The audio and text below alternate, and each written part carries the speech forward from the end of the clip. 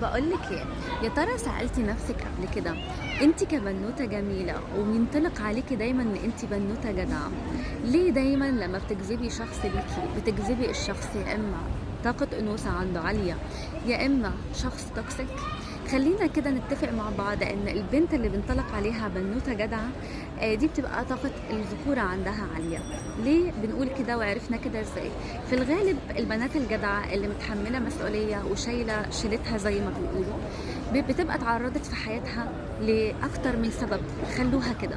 ممكن يكون السبب الأولاني النشأة، إنها نشأت في بيت ما بين أب وأم ما بينهم مشاكل، أو ان الاب كان مثلا في حياتهم دوره كان ضعيف، يا اما هو ضعيف الشخصيه يا اما هو متخلي اصلا عن دوره. شافت ان الام هي اللي بتقوم بالدور الاكبر، شافت انه الام هي اللي بتصرف، الام هي اللي ليها الكلمه، ايا كان ايه السبب. الحاجات دي بتخليكي تطلعي زي ما المجتمع بيسميكي بنت جدعه، بنت بنيت راجل.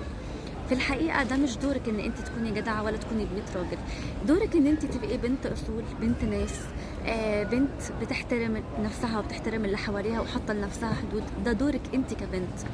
لكن الجدعنة والرجولة مش دورك.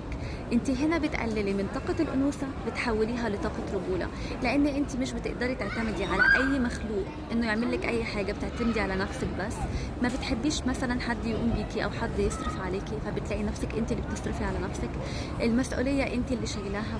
انت هنا حولتي دورك من بنوتة جميلة رقيقة المفروض تبقى طاقة الانوثة عندها عالية لبنوتة اتحولت لطاقة رجولة. دلوقتي لما بتيجي تجذبي شخص ليكي، الشخص اللي قدامك هيشوفك بنوتة جميلة شكلها حلو وملفتة للانتباه، جدعة، بتحمل المسؤولية.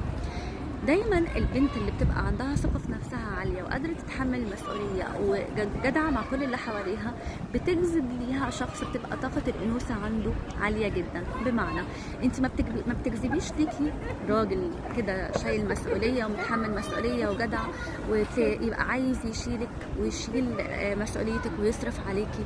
لا، انت هتلاقي الأشخاص اللي بتجذبيها ليكي ممكن يكون شخص ذو كاريزما عالية قوي وشخص شخصيته قوية جدا، لكن في الحقيقة لما تيجي تتعاملي معاه وتتعرفي عليه هتلاقي ان هو شخص اعتمادي، شخص بيحب يشيل اللي قدامه المسؤولية، شخص ممكن يكون بخيل ما بيحبش يصرف، شخص بيحب انه هو اللي يستلقي الهدايا وهو اللي ياخد ما يديش.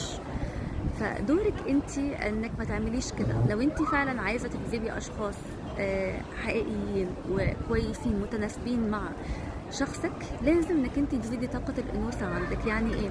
يعني ان انت تبقي الشخص المستقبل مش الشخص المرسل. المفروض يبقى عندك ثقة بنفسك عالية، مش دورك انك تكوني جدعة وانك تحلي مشاكل الناس ولا انك تعتمدي على نفسك. لا، المفروض ان انت تشيلي شيلتك دي للي حواليكي. يعني تبقي قادرة تقومي بنفسك، لكن انت بتعرفي تعملي حاجة بس انت مش عايزة تعمليها. علي طاقة الأنوثة عندك، مش انت اللي تجري انك انت تقدريه وتقيميه وتجيبي له هدايا غالية جدا علشان يحس بقيمتك ويحس بقد ايه انت بتحبيه وقد ايه انت بتهتمي بيه. الكلام ده غلط. المفروض ان انت اللي بتستقبلي، هو اللي يجيب لك الهدايا وهو اللي يقدرك. انت حبيتي تردي ده بحاجه بسيطه اوكي، مش حابه مش دورك انك انت تقدمي. دايما الراجل بيحب الست اللي تحسسه انه هي محتاجاه، محتاجه راجل تتسند عليه.